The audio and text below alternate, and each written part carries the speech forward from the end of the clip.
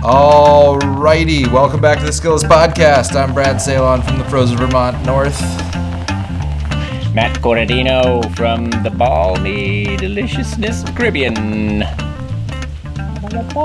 Mangoes just started. Ooh, it's such a weird, it's usually not right now. It's usually May into June, but we have a funky little early arrival just before you took off for the frozen, or after you took off for the frozen North, Brad. We found some good ones. There was that tree down the road Sarah scored from. Yeah, that's true. Where was that on the road? Oh, I know which one now. Yeah. Now they're falling by the house and down in the parking lot and other places. So we're going to get two. One will come probably just as we're leaving, so yeah. How about you? What's it feeling like up there in Berberland? Oh, we're looking at 4 to 8 this weekend. 4 to 8 inches of snow. Boom. Is it going to be nice though? Are you going to get out on the slopes or get out snowshoeing or? It won't be nice. It will be like gross and wet and mixed with rain. And we have seasoned snow. We have some carving classes this weekend. That's the part that I don't miss. Yeah.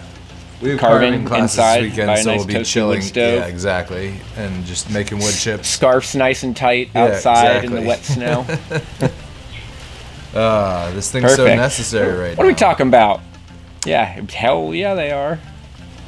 So yeah, man, today we're talking about winter survival. We figured with the end of the winter, may as well hit it up.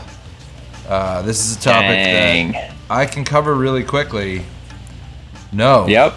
The answer to winter survival is no. Don't do it. Don't do it. Don't do it. Whatever you do. Pick a different time to be stuck in a survival situation. Time to push yourself, Brad. It's time to find out what kind of man you are, or woman. Yeah, man. So, I mean, with winter survival, it's not. I loved the winter in the Pine Barrens before moving here, even though obviously we decided to move here, because it was like the most real feeling in a situation like that where it was like survival-y. It wasn't survival because we just didn't have the time to fully live it, but we were in the shelter and, doing as much as we could to live off the land. Right. But I loved the winter, but right now when you're talking about like, late winter, early spring, oh. Yeah, the shoulder seasons are rough. Warmer, but still rough. We call it stick season, which is November into the December before it snows. And then, the shoulder season of mud season when the ground is thawing and everything's just muddy and gross and the snow is gross. Yeah. They're hard seasons, especially for survival. Yeah. There's a benefit in that you can really see the landscape. All the foliage is down and all the brush and undergrowth is down. Yeah, but the landscape can see you too. Right. So it's cool, as a person who wants to get to know a piece of land, or if you're scouting for deer hunting, it's a really cool time because the whole season's track and sign is left behind, and everything's down, and you can see it, and you don't have to worry about spooking deer. The ground is super soft, too. Right. And you don't have to worry about spooking anybody because nothing will matter in the fall. So it's a great time for scouting. What's in right now? What do you mean? What's in right now? What can you shoot? Nothing. Let's get down to business. I mean, you can shoot coyotes and crows, the things you can shoot all the time. Great. Yeah, but And meanwhile, the turkey deer are season overpopulated in certain places. The turkey season's coming, but they haven't moved it forward. So the turkey season in Vermont is May, even though they're pretty much done mating by then now, because the turkey just starts strutting. I saw one with its tail feathers out the other day. As soon as the snow is melting, they're starting to show pre-mating signs. So the season's kind of off there. They're all hemmed up, or they're even just done completely by the time the season starts. I think that, in a world without the regulations, if that were possible, which it isn't, I think caretaking-wise, I'd probably just be going after bucks right now. Less mature bucks, ones getting kicked out, that'd be the play for meat, plus probably different small game. Yeah, and turkeys. If only we lived in a world like that. Or like, yeah, turkeys for sure. The snowshoe hares are still white, but Well, the snow is melted, so they would be easier to hunt right now. Yeah, bears would have like barely any fat, but yeah, they're still down. I think maybe they're coming out some places, but I haven't seen any sign of them yet. Further south. But yeah, man. So like, I wasn't really kidding in that. In doing survival skills for a long time, like, if you're gonna take it seriously, it's a really rough time to try and survive. Like, you can figure out ways to not die overnight, and that's a really important topic because it's how a lot of people die. But in terms of like long-term survival in the winter, if you're not coming from an intact like native culture with a longhouse and 1,000 years of understanding how to survive here, like, the answer is no. I think if you could hunt successfully, yes, because there's not really much up to eat, right? There you got, pine nuts or maybe like young needles and what the hell's up there to eat right now? Yeah, but I mean, your if caloric, you'd be all right. But yeah, I see. Yeah, your caloric needs per day for a group of people have got to be like walking through deep snow burns easily double the calories. Blown up. Not to mention just like keeping your core temperature up. Like, I know people who hiked the AT in winter, and the only way they could carry enough calories was to just eat sticks of butter.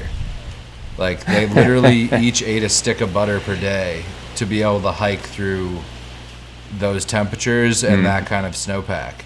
So, like, it's brutal. And so what I say to people, like, at winter survival classes is, one, like, navigation is key. Like, if you're gonna go out in the winter, you better have backup nav plans and be really serious about it. And honestly, winter to me, or winter conditions, is like anything between October 1st and like May 1st. And if you're going into the mountains, you could extend that a month on either side. Like, you'd better be ready to freeze to death or to not freeze to death. Yep.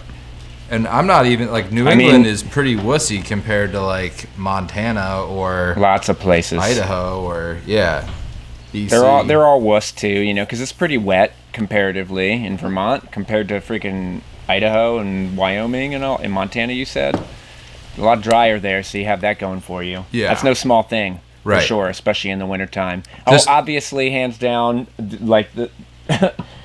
I would say if you're serious about like these survival skills and you live anywhere, north of where I live, basically anywhere north of where I live, bioregion, you should start with mastering to your best of your ability shelter.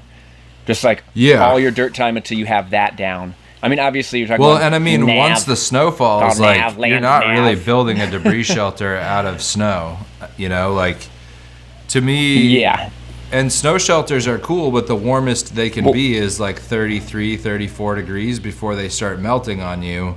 And so that's a really important skill. Like, there was a dude who died up here 2 winters ago who was like, he was a hiking guide. He had hiked the AT, the Pacific Crest Trail, and the Continental Divide Trail, and like knew it was New Hampshire was his home state. He knew what he was doing, and he pushed on when his friends went back on a really cold night and froze to death. And like, a snow shelter would have saved his life.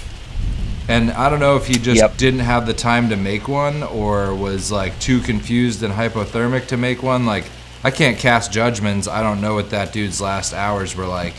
But in terms of just injuries, he didn't have any like injuries, or anything like that. It was all cold injuries that they knew of. He just straight up like died of hypothermia. But if he had been at 32 degrees instead of like that night, it was like negative 20 with 30-mile-an-hour winds.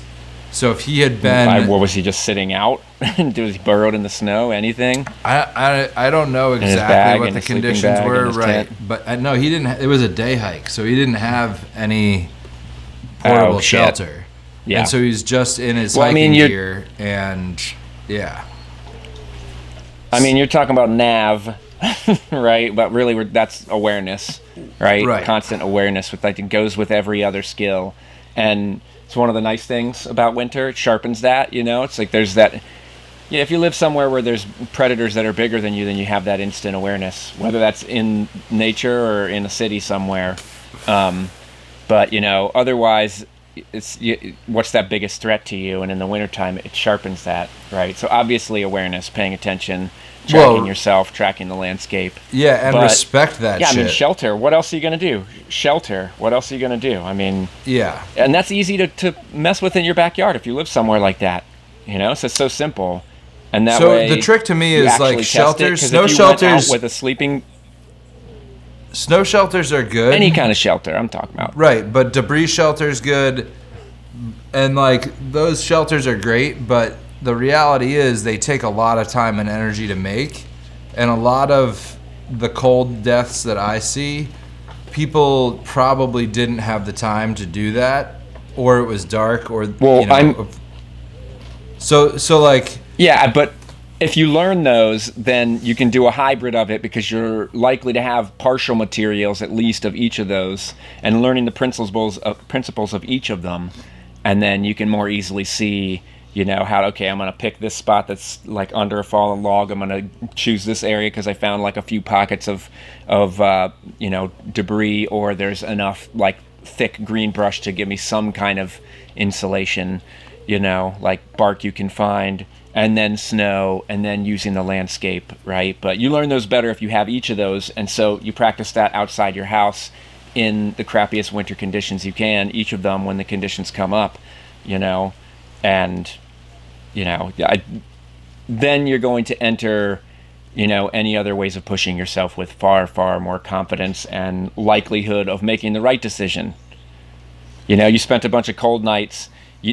I find that... you could do that in your backyard. You're going to learn more about it than I think that if you went out in the bush with a sleeping bag and a tent as a backup. Because I think in that condition, you'd be more likely to go into your tent when you got cold because, you wouldn't have as much, ability to heat yourself except for a fire. But, yeah, I mean, in your backyard, you can push it harder, So figure that out in your backyard and then go push yourself a little bit further.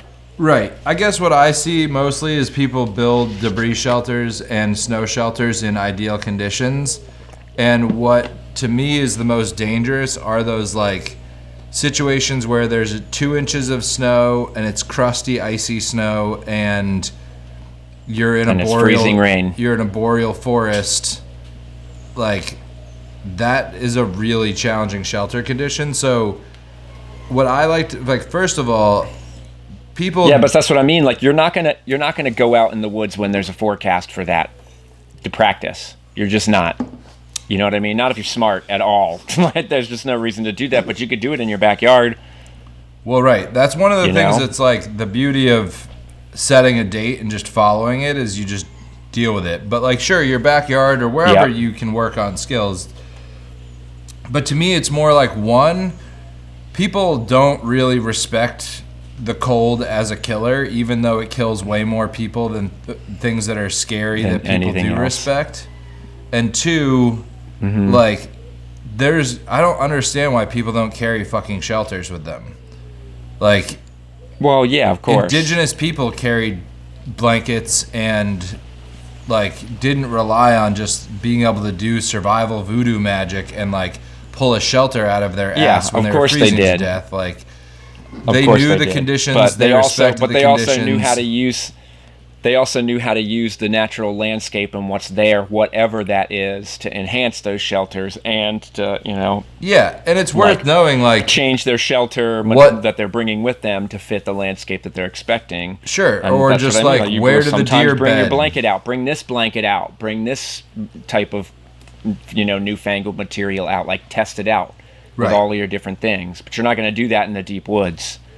Sure. You're just not going to do it. In the winter, it's going to suck too bad. You're going to hike way the hell out there and be freezing and then really be in a situation where you're like, oh, okay, got to have a fire. It's just, why do that? Do it in your backyard. Yeah. You'll push yourself harder. Well, and like... So you don't kill yourself. And then you can do all the other cool stuff. Well, and if you are, like, I really do recommend if you are going to do any sort of, like, winter season hiking, even if it's day hiking, like, be prepared to spend the night without freezing to death. You know, that one practice your thing 5-minute fire. would save a lot of lives. Yeah, but I mean, fire's great and it's super useful, but honestly, like, I would take a sleeping bag over the ability to make fire in terms of not freezing to death. Any day. Yeah. Every single day. It's like the same as having a debris hut. Right. Of course, keep your insulation, your body heat there. Yeah. For sure. Definitely number one thing. If you had only one type of shelter, you know, be it a tarp, you know, to keep the water off of you, or sleeping bag, or whatever, something to get you off the ground. Sleeping bag. Yeah. Number one thing. Yeah. You know, for sure. But yeah, so then snow shelters are definitely worth learning, and they're definitely worth practicing. And the trick with them that we found is like to make a quincy in like a field when you don't have any snowpack is a ton of work just piling the snow. And if you don't have like a shovel or snowshoes or something to use as a tool, it's almost impossible. And you even with those things, and you get soaked shoveling from that much distance. Right. Oh, yeah. And you get really wet building it because you're sweating from the inside, and you're like, the snow is melting on you. And so learn how to build a quincy and like do it with a shovel where it's easy in a field, and then start learning to look for places where the snow accumulates at depth, or learn how to look for and identify tree wells where like the snow has built up around a tree and left a cavity inside, like where the branches get pinned down on a conifer. There's like a space underneath where you could just pack a bunch of snow up around the top and widen what's underneath and make a cold sink inside of it. You can make those really effective, or learn how to identify drifts in a field where, like, if you have a hill that's going along and then it dips down, if the wind is blowing so that the snow is pushed off of that hill into the lee side of the hill, it will settle there and you can get like a nice deep area of snow. Learning how to identify those and like look for those, and identifying good shelter locations. You know, might be like cool. It'd be like trying to build a debris shelter where there's no debris. Like, it's just. Or even just like minimal. You know, I was thinking as you're saying it, like if you thought of a place with even like medium decent debris compared to the energy output to build a debris hut compared to a field with a quince, you know, like I think it'd be more work to push all that snow in a field overall, calories burned, than it would collecting in like a medium debris situation. It's a lot of work pushing all that heavy ass snow. Yeah. Yeah, and you know, like you're talking about finding, you know, also like how to utilize a hillside most, efficiently, you know, like which order to shovel in, thinking of the slumpage, like working with gravity, you know, I've only built like 2 decent snow shelters out of the 7 to 10 that I've tried. And the ones that were bad were like laughably bad, like horrendously bad. So definitely not as easy as you think it is. You know, comparing it to that one time when it snows in the winter in Virginia where I grew up, where like every kid in the neighborhood gets together to build that fort. It's like, oh, snow shelters are easy to make. And then you're out in the woods by yourself with nothing. And it's a lot of work, a ton of work. Yeah, and then people don't know about sintering, which is like if you're going to compact the snow, you need to let it sinter, which means you like build the pile and then you let it sit for an hour and it fuses together. That's super important. And then if the shape of it being... Why sinter? Why not some other word that's already there? I didn't make it up. That's what it's called when snow compacts like that. But yeah, so you got to let it sinter, and then it needs to be dome shaped, or it needs to have internal support or structure. So like you can build a snow cave with supports inside of it, but if you're not, it needs to be dome shaped. And then with quincies or anything that's like all snow construction, if you've never built one before and you don't know how to judge the distance, breaking some sticks that are like 12 inches long or 14 inches long so you can stick them through the outside, and then when you're digging, when you hit the ends of those sticks, you know to stop. That's really important, because I've definitely seen a lot of people dig right through their shelters, and then you're like trying to reconstruct the wall or the ceiling, which would be the worst case scenario. Yeah, so like those sticks are a big deal. You like take a 12-inch stick or and leave it. So, if your walls are 9 inches thick, that's fine. And then the final thing is like you need to have an air hole because it will be airtight and you can definitely die inside of them. And so we take like a long 6 foot long stick and stick it through like the wall / ceiling, and every time you wake up at night you move it around in case it's snowing outside. You like re-clear that tunnel so that you have like a 3-inch or 2-inch hole that's giving you fresh air. And they will warm up. What's your ideal snow quality preference? I mean, the ideal is super deep snow of any kind, because you can always compact it and make it medium powdery. So like medium powdery, like obviously dry, but sticky enough to sinter properly. I mean, even really like powdery snow that's like fallen in really cold weather will work fine as long as you can you put pressure on it and then let it sinter. That will work fine even if it's super fluffy.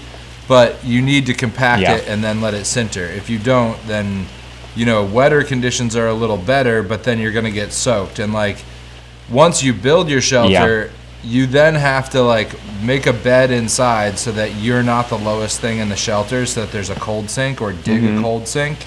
And then your bed, like we often do bough beds, or if you have like a sleeping pad, then you would put a sleeping pad on that, or at least 6 inches, ideally 12 inches of boughs that you're going to lay on and compress to like 6 inches. And then 6 inches, you're still dealing with the fact that like it's only going to be 32 degrees in there, which is definitely hypothermia weather. And then if you're wet from building the shelter, like I would rather build the shelter with some of my clothes stored. Like I would preserve a dry layer. Well, you're going to be sweating anyway if you're doing it right. So right. And so this is what layers are for. If you do have to build take off your inner layers before working. Exactly. And then when you're in there, you have to like be really careful not to be constantly like brushing the walls and knocking snow onto yourself, or like snow into your gear or into your bag, or like you really have to do what you can to try and like brush the walls and if you can glaze them. Like if you have a heat source like a candle, you can like actually glaze the walls, like get it really warm in there and then open the door and let the cold air flow in and like freeze the walls up.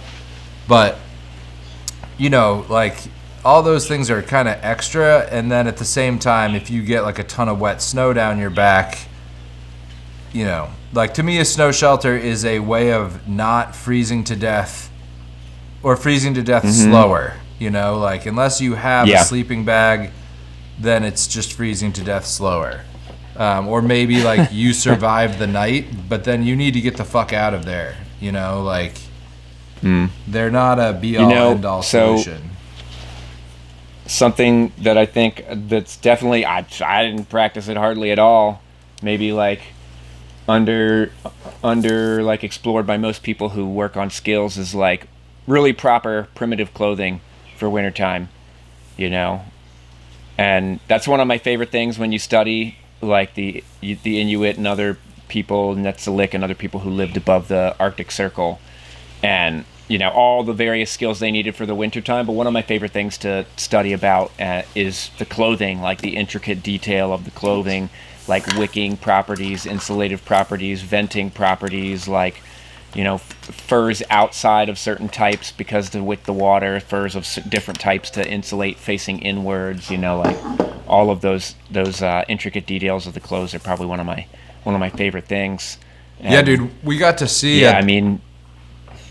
we got to see at the Peabody some like full Inuit suits, sealskin boots that were waterproof, and then polar bear trousers and elk parkas.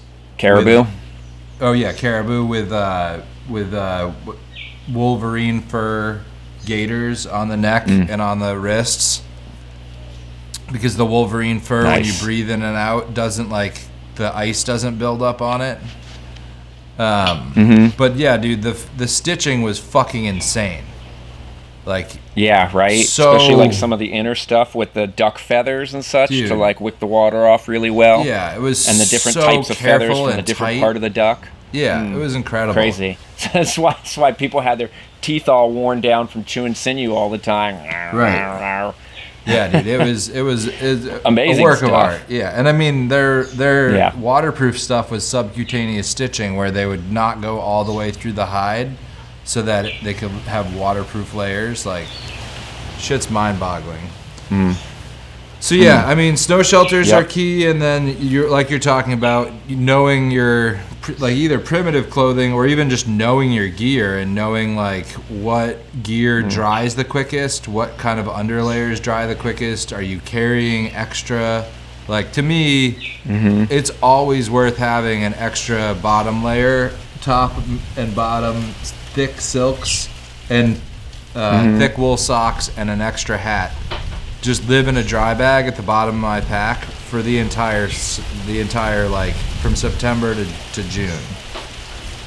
And then So, fire making, like, it's really interesting actually. It's worth mentioning, like, I studied winter survival a bit up here, and it was always kind of like a fantasy. And then when we started running winter scout classes, and I went and sat down with a buddy of mine who had trained at the Mountain Warfare School in Jericho, he taught me a lot of really valuable stuff, and he pointed me towards like the Winter War and studying what the Germans and Russians found out in the Winter War, and like that really upped my game in terms of winter survival, because it wasn't just like existing in winter, it was like operating in winter. yeah. And it built in me like the, taking a piece of duct tape and duct taping P-cord to a lighter and making a lighter necklace and having it next to your body so that it actually works. And like that should be one of 2 or 3 lighters that you have all the time. And that like one is none mentality for things that will save your life was key. And then tricks around like water, like the simple thing of like if you have a water bottle and it's gonna freeze, right? Because it's fucking cold. And so if you have your water bottle upright and it freezes, you can't drink anything out of it. But if you put it upside down, then the top is gonna freeze first where there's air pocket. That's what's gonna freeze. And then you can flip it over and still drink out of it. Right? Or if you're drinking out of like a Camelback, every time you drink out of it, you blow air back through the Camelback straw so that it's completely empty. So that tube can freeze, but it's still hollow. It's not just like a frozen block of ice. So there's tricks like that are really that big. you might break and make a hole in. Right. Well, I mean, Camelbacks are obviously dumb for lots of reasons as like a primary water thing. But if you're trying to be quiet and you're trying to operate and like you need to move, they're by far the best. I always carry, especially in the winter, something that I could boil water in, like a clean canteen that's just a single wall of steel. And then as far as like boiling water or like getting water from snow, a lot of time when we give students that challenge, they'll like take a pot and stuff it full of snow, and then when you put it under or over a fire, it just turns into a block of ice and it takes forever to melt. But if you sit there with like a spoon and you spoon in snow 1 scoop at a time as it melts, then you can really quickly get a pot of water. So like don't pack your container full of snow. Like bring a container of snow over and then put a little bit into your heated source as you go. Knowing what things should be kept cold and what things should be kept warm. Like if you have any batteries that are important to what you're doing, those should be kept warm. Whereas like optics should be kept cold. If you try and take like binos or a scope inside then outside, then inside then outside, they're just gonna fog up. Firearms should just be kept cold. Same with ammunition. Like you don't want condensation on ammunition. So you learn like what things should be allowed to just be cold and what things need to come in and out, and then what things should just be kept warm. And those warm things should be like against your body. Learning to carry 2 pairs of everything that goes against your skin so that you can have one layer of them drying and one layer of them on your body. Like, we call them contact gloves, but like, you really shouldn't be touching anything metal when it's below like 20 degrees, you know? And so having like contact gloves, and then you'd have 2 pairs of those, so one of them can always be drying out. Footwear and socks, and knowing like if you're a sweaty fuck, then like you definitely need to be considering how you're going to be drying Wash your them gear suckers. out. Right. Wash them suckers if they're socks. Well, and that's one thing about the winter war that they found out was like hygiene is huge. If insulation is based on dead airspace, it's huge anytime. Right. But if insulation's based on dead airspace and all of your clothes are full of like dirt and human skin and grease, then they're conductive. So if you can wash and they your get funky as shit that way. Yeah.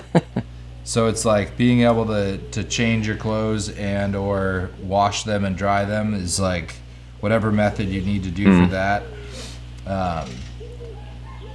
Yeah, man. So like with fire, one of the things we find is like, okay, you got the fire lit. First of all, like never build a fire on the snow. There should always be a log raft underneath it. Or like I'll do them a lot of the time if there's like 4 or 5 feet of snow out. I'll just push a bunch of snow off a big fallen tree, and I'll build my fire on the fallen tree. And then when I have to leave and I need to put it out, I just cover it in snow again. It's not going to make a forest fire, you know, like, and that's a nice surface to build a fire on. And then, you know, firewood, the amount you need is stupid. And like, ridiculous. I'm not like a bushcraft axe guy, but like that's a place where an axe. Well, that's so much calories from an axe. Yeah.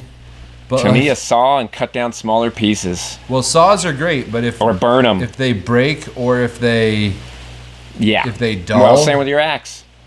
Well, you can fix an axe a lot easier than you can a saw. Right, and you can sharpen an axe way easier than a saw. And there's just like being able to cut down dead standing and bucket and split it. Like when you need to have a fire going all the time, and you know, especially if you're stuck in fucking softwood zones. Split wood is a lot more pleasant. Right. Oh yeah. If you're in softwood areas, like, you know, that's a place where I really would recommend like a 1.5-hand axe. That's a pretty amazing tool. So yeah, man. But like the amount of firewood is just mind-boggling. Even like with our no wonder people who live up north are such gear people. You got to. That's the thing is all like this. You got to think. But I mean, even it's some animals with a travois carrying it around, all your stuff you need to survival in the wintertime. Well, and we were just talking about the Inuit here, where it's just water, it just gets dry. Right, and if you think like we were talking about the Inuit, living in easy mode. The Inuit were the apex of like gear as far as primitive skills. Like nobody had cooler gear than them.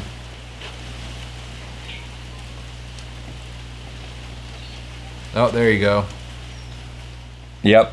Yeah, so like the Inuit gear, those kayaks are like there was no primitive boats that were even close to that cool. Like, yeah. And then just like their pump drills, their clothing, their bows with the sinew backing, like the cable backing.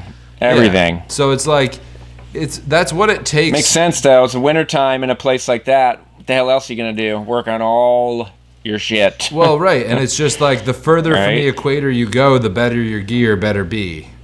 Like, just well, and different game plan too. You know, like somewhere like this, your work goes on at a certain pace that kind of doesn't end. You know, like there is the advantage to that. Like, you know, there is a time of year where you're not doing a bunch of crazy like energy expenditure time culturally, right? And that's the winter time. Like, yeah, there's calories to be spent and it's way more dangerous, but you know, like just the way that changes culture to have that time where you really can't be outside all that much, right? But you have all this time, you know, like what else are you gonna do? You're gonna refine your stuff and refine your stuff and refine your stuff, living somewhere where it's like there's really no end. And you know, here it's like you can't, there's not storing up but so much. Yeah, I mean, you can dry fruit, you can storing is not really that easy. There's not like a mast crop here that sustains you through those colder times. Right. You're kind of like constantly at a certain energy burn, that doesn't really stop or slow. And when you look at those places, with wintertime, it's like, it's kind of cool to see the differences in those cycles of the culture and like what people are working on at what times. Right, like you guys kill a goat, you have to eat it within like what, 2 days, day and a half? Boom. Yeah. Well, you make a smoker pretty easily, and drying stuff out is relatively easy when it's the dry season. It's not super wet here, but for us, wintertime is like dry season. Right. Both like, not always. The winter can continue, or the rain can continue into the winter a little bit, but usually it's drying out. Even December, January, it's starting to dry out, and by now it's like pretty dry. So it's more, really water is like the big issue here. And then when it dries out here, that's also like the feeling of winter time here. Like now, because we have drought deciduous trees, so when it dries out, it's like the leaves fall, and so it's the forest has the quality of being a little bit more like wintry, see-through, not quite as dense and thick as during the rainy times of year. But yeah, still winter, like definitely colder. I mean, when you were here, you noticed it was like chilly enough at nights that you'd want something to cover you. Yeah. To be comfortable at all. But different iteration of winter, not the same thing. No. So yeah, I mean, but I miss that. I miss that, like that edge that the winter gave it in the Pine Barrens. A place like that, or even further south where I grew up, it's like those mid-Atlantic areas. It's like, it's just as serious in its way in places that are colder just because of the wetness, constant wetness, like any snow is super wet. There's really not much snow. And like, yeah, I mean, it doesn't have to be that cold for that wetness to really suck. Oh yeah, dude. Actually, I remember like this time of year was like my least favorite time, where it was still really freaking cold and super wet, and getting a little bit brighter, so that always lifts your spirits. But as far as anything wild and edible that doesn't have 4 feet or what have you, fur or feathers, it's right, really, I mean, yeah, dude, I lived in the Pacific Northwest for a year. Late winter, brutal. Yeah, Pacific Northwest, dude, it rained for 90 days straight, and it was like not heavy rain, but it was like misting wetness. Burly.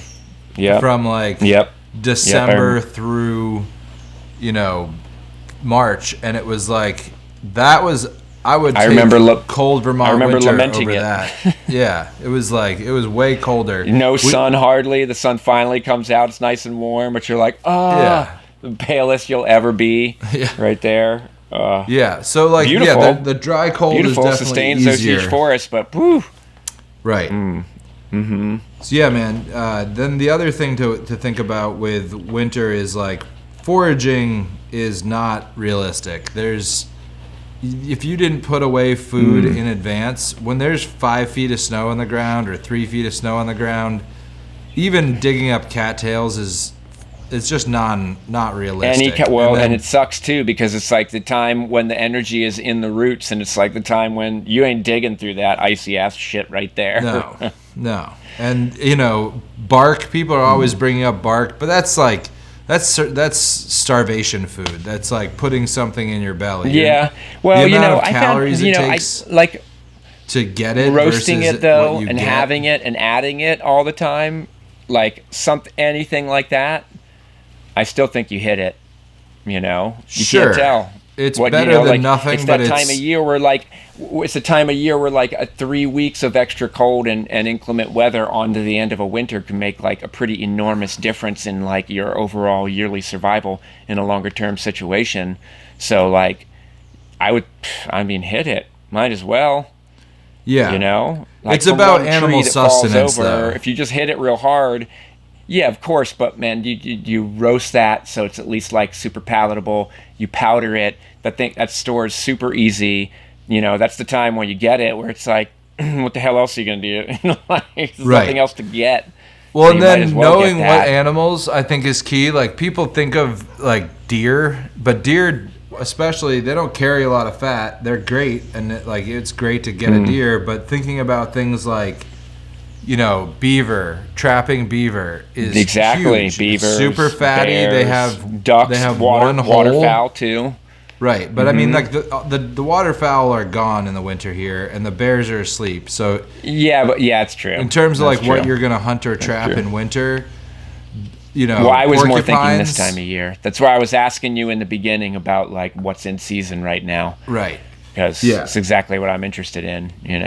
Yeah, I mean, right now I would say. How easy is skinning a porcupine? It's actually not that bad. They don't these tropical ones that they have where the tail is the only part that's porcupiney. Yeah, they don't have spines on their stomachs or the insides of their arms. Yeah. So but you don't ever make any mistakes and get too close to the foot or something and jab yourself. Yeah, you have to be careful. But once you once you get them open, they're not that bad. Because then you can work from the inside of the skin. Do all your cool quill work. Yeah. And then, but they're thinking about them, raccoons when it's warmer, on a warm day, raccoons will get up. But thinking about the animals that are smaller and carry more fat is a big one. Mm-hmm.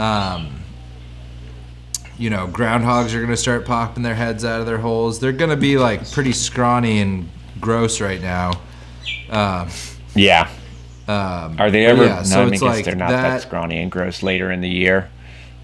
No, they're greasy and gross.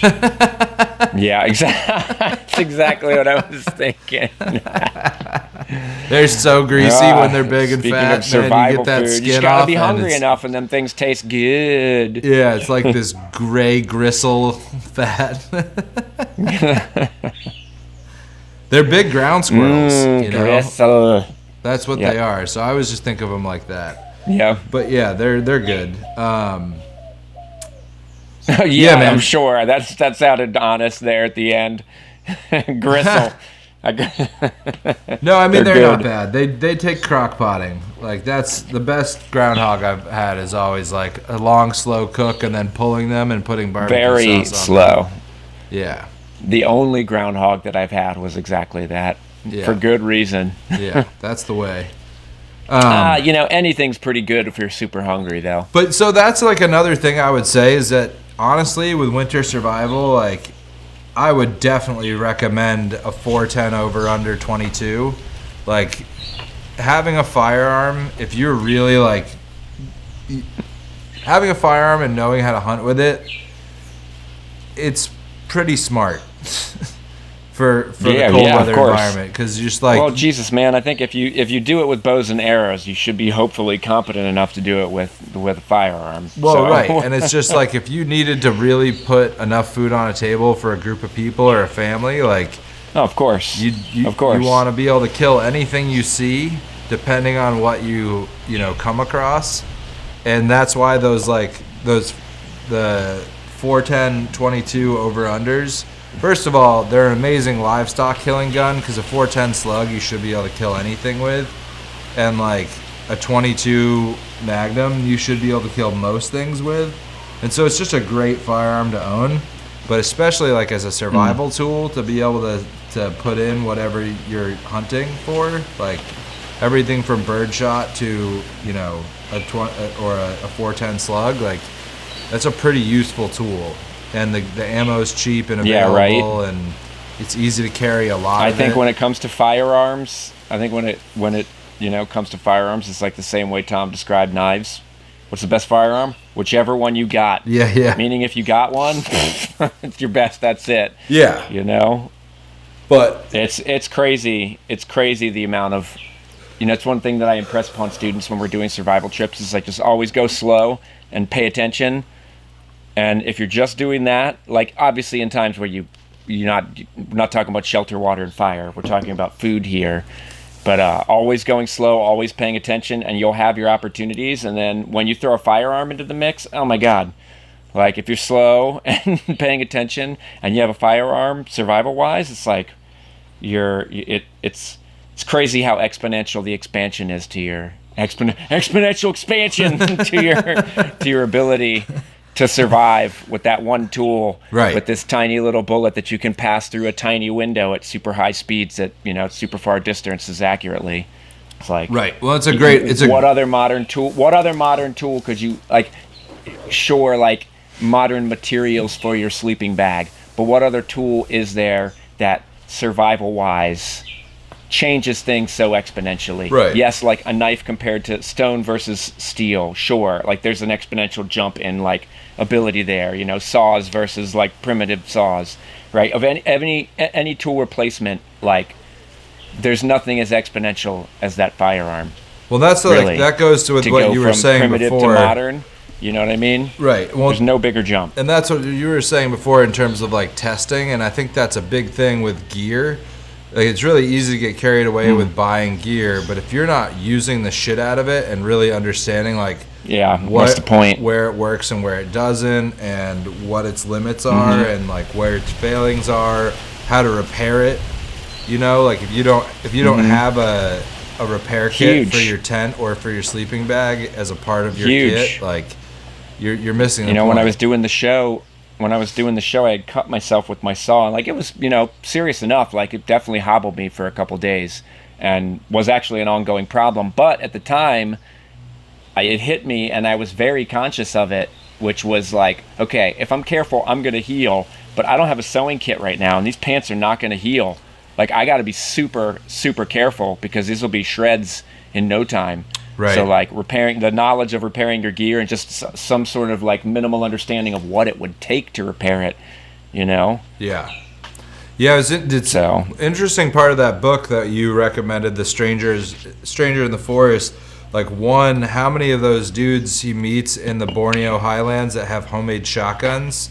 And like the trade commodity is shotgun shells, but even those shotgun shells, that's it. They were replacing or repacking them and like repriming them with match heads and beeswaxing them so they're waterproof, and then and how bad it fucks him up when his shoes get destroyed and just his feet get destroyed and infected. Destroyed. Yeah. Yeah, wrecked. Ugh.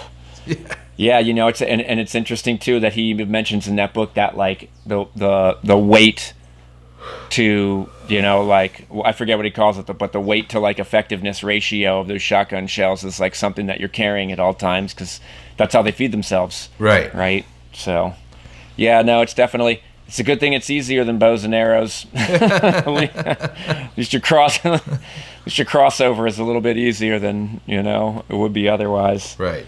But yeah, and maintaining anything, but especially for the winter time. Another thing that's like probably under practiced, fixing your stuff, which goes with using it.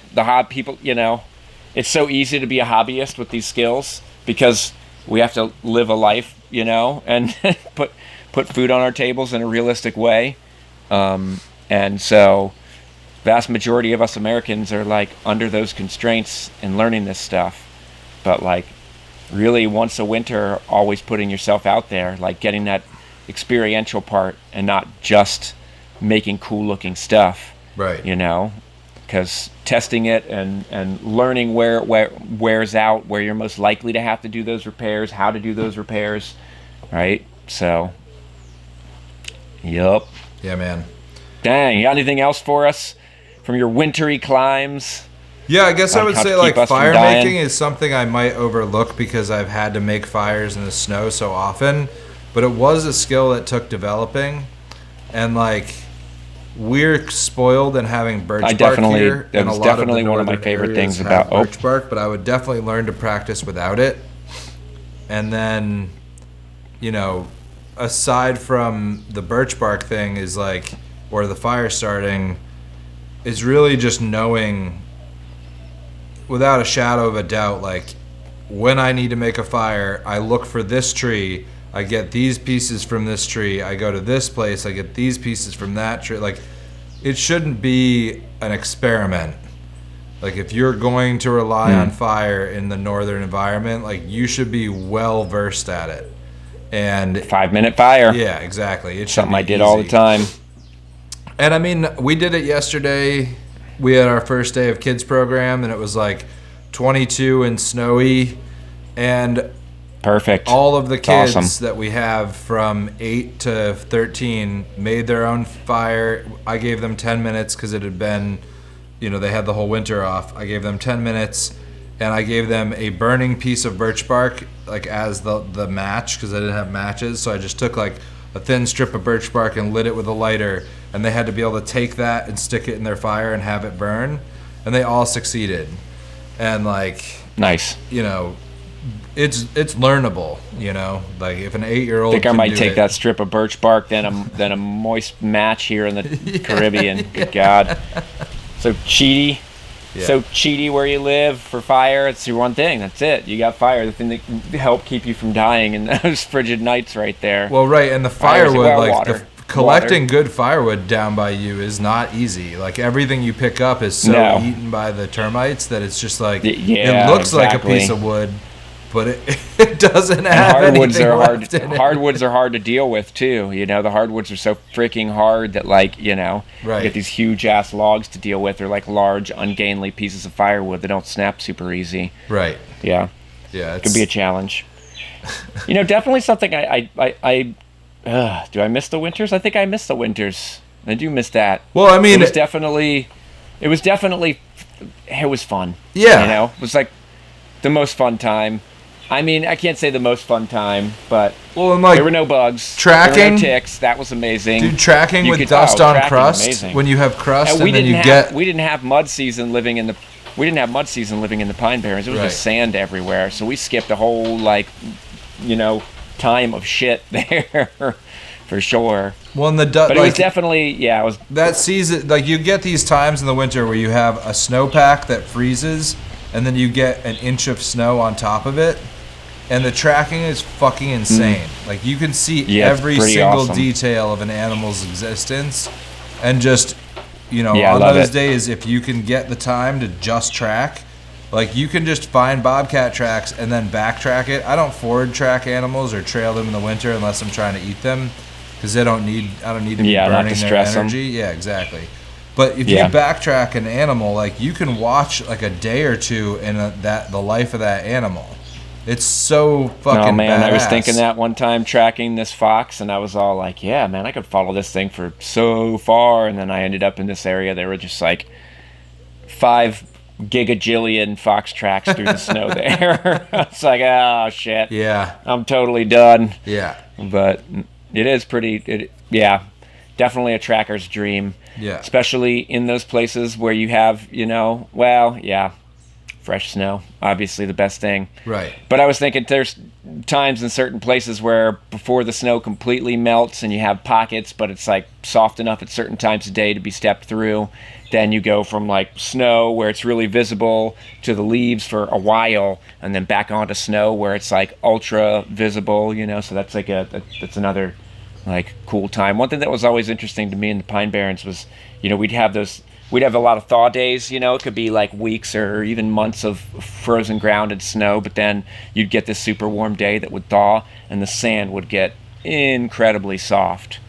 And so you had the cool tracking in the snow, and then you still had another like day and a half, 2 days of like really good tracking because the snow was the sand was so soft. Right. Yeah, and then there is an electrifying feeling to being out in a blizzard. If you do have a warm place to go back to, you're not like about to die. Yeah, of course. Then of course, the solitude or like the silence and there's a beauty to it that's pretty unmistakable, and it's an amazing time to be out the and angle about. of light. Right. Yeah, those sunsets and sunrises in winter. Definitely beautiful. Sighting the animals through the trees, like on a day where there's snow and it's overcast and the trees are all bare. It's pretty freaking amazing. Yeah. It's cool to see how well like that animal camouflage works, throughout the seasons. Yeah. And how it seems to me like I remember seeing the foxes darken a little bit, and you see the deer go from that red to that gray. Pretty magical time, that's for sure. Don't miss it too much. Well, and then, dude, Winter Scout, like, I don't gotta live through all of it. I will say, Winter Scout, like if you're in overwhites, if you have like head to toe white clothing on, and you are sneaking through a blizzard, like it is hard to ever be overwhite. sneaky. Is that the color you call yourself after a long Vermont winter? You're overwhite. That's how you were looking when you got on the beach here. You were overwhite. No, Matt, it's white brutal. clothing you put on over your clothing. I know. But yeah, dude, sneaking through a blizzard and That's what they overwhites. use in, what is that? The Bruce Willis movie. Oh, I can't remember. Yeah. You know, and Die Hard 2. There we go. Yeah, there you go. It's pretty hard to beat that. The Winter Scout is hilarious. And like getting into counter-tracking in the winter where people are like, how do you do that? And it's and like, freezing your balls off. I bet it's super hilarious. dude, we've had students literally freeze to the ground, like be in Or their observation ovaries. posts in that like old Russian cotton camo, like cotton overwhites. Oh, shit. And they're laying in a position observing something, and they get up to leave, and they're literally frozen to the ground. So stuck. Help me. Help me. And then it gets Teammates wet, chiseling and then them it out freezes right into there. like a piece of cardboard that you're trying to sneak around in. Oh, dude, there's nothing worse than that frozen cardboardy muck-luck morning right there. Oh, dude. Definitely my number one least favorite thing about living in the winter in the Pine Barrens. Everything else was totally fine, but like in the morning, waking up, getting out of bed, between the bed and the clothes, worst freaking thing. So Every other brutal. time of day, totally fine. Everything other time of day is so great, but that one time of day, just like, oh, okay. Oh, I'm not ready. Let me just lay here for another 20 minutes. Okay. Till I was like, Jesus, it's 10:30. like I gotta get up man. sometime. I always slept with layers like clothes between my legs, so that I would like wake up and get dressed in my blankets or in my sleeping bag, so that I could at least have a layer on before I had to exit the warmth of bed. Yep. Yeah, and our shelter did pretty well. We had a few. The coldest nights we had when I was living out there was a couple nights that were like minus 15. And those very coldest nights were the only time our shelter got down to fully freezing. And most of the other time, even on the coldest nights, it'd get to like 10, something like that, 5. It would always be about like 40 in there, but 40 ain't no fun when you're coming out of that cozy bed. Was your shelter built into the ground? No, it was at first, that first year, 2.5 years living there, and then the rest of the 4.5 years living there, it was above ground, and definitely pretty huge difference right there. I mean, wintertime was great because you had the extra, usually 4 to 6 inches of snow on the shelter when it was snowy. And our spot was really good. Our spot had like a lot of southern sun exposure. So like in our kitchen area, there was a lot of days where it was pretty damn warm in the sun when it was, like 15 degrees outside. Right. But yeah, no, it was above ground. And, that probably would have helped. But just like the wetness there of that in-ground shelter, it really made a difference. Like it was a noticeable difference. Yeah, that's what I was going to ask. For how cold it felt when you're in the moisture like that. It was all right. It's fucking damp in those things. Well, the thing is it took longer to heat up those in-ground shelters than it did the above-ground shelters. But once you got it heated up, and if you were in there for 3 or 4 hours of having a fire in your shelter like that, outer however far of your the little bit of insulation for the walls, but I don't know, you're not really warming the dirt much, but when you get it where where it was a little bit warmer, it would hold it a little bit better than the above ground shelter. But I preferred the above ground for sure. Yeah, plus it's so quiet in the wintertime, and with the above ground you can at least hear faintly something. Those in-ground ones freaking dead quiet, which is fine, but it's nice to hear something, like when the chickadees pass by, or that's something. Give me something, bro. Yeah. There's the gangs of it was chickadees wrens and chickadees, titmice, and Nuthatches. the little nuthatches Yeah. would come through in the groups. Yeah, I love that. I was like, oh, birds! I hear them. Oh man. There's a Silent Spring somewhere. Yeah. Yep. Winter. Gotta love it. Indeed. Surf season. That's it. Boom. That was. I did love that in that wetsuit, right? Frigid cold water, frigid cold air where the water's warmer than the air.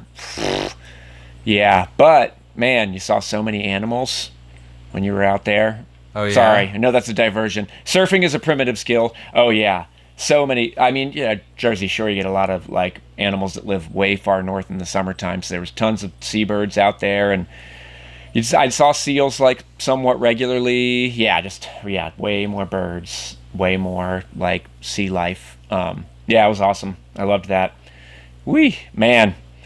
It was a good thing that we were able to cheat and to have a spot to take a quick shower before going back to the woods. Oh, dude, that's what I was gonna say. Is like, how the fuck did you go from surfing in the winter to a shelter?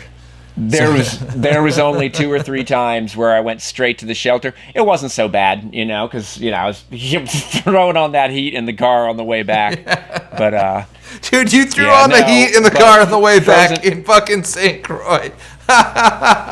Frozen. Yeah, what? What you guys calling? Man. I thought there was something wrong with the car. I was like, why is this car dumping heat? What? Nah, the water cold, man. It did cold. It's cold. Dude, it's cold out. It's 85 degrees out. Yeah. What? Not made for wintertime, Brad.